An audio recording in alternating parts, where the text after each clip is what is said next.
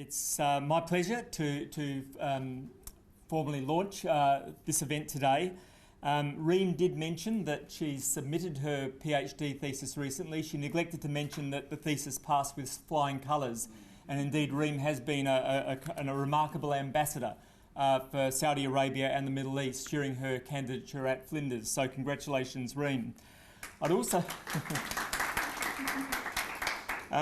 also like to pay tribute to our working group on Australian-Arab relations, and pay tribute to the growing profile that they've built up in the college around relations with the Middle East, with a special attention to education and law and the opportunities that exist on both sides in developing that relationship.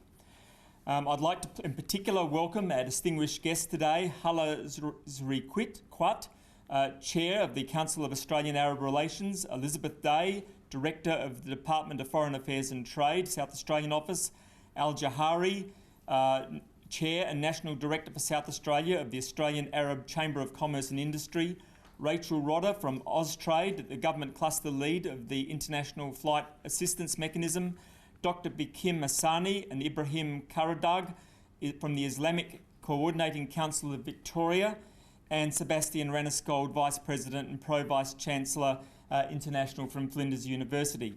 I'd also like to thank our supporting firms and our sponsors from DFAT and CAAR, from Al Tamini and Company Law Firm, Laity Morrow, Department of Trade and Investment South Australia, Al Fashawi and El Shazwi Law Firm, the Cairo Node and K&L Gates, and our VIP industry attendees and speakers. So thank you very much. The relationship between Australia and the Middle East is one full of promise. I note that Flinders University has a growing cohort of PhD students from the Middle East, and indeed staff members from the Middle East, and that in itself builds up our trade relations.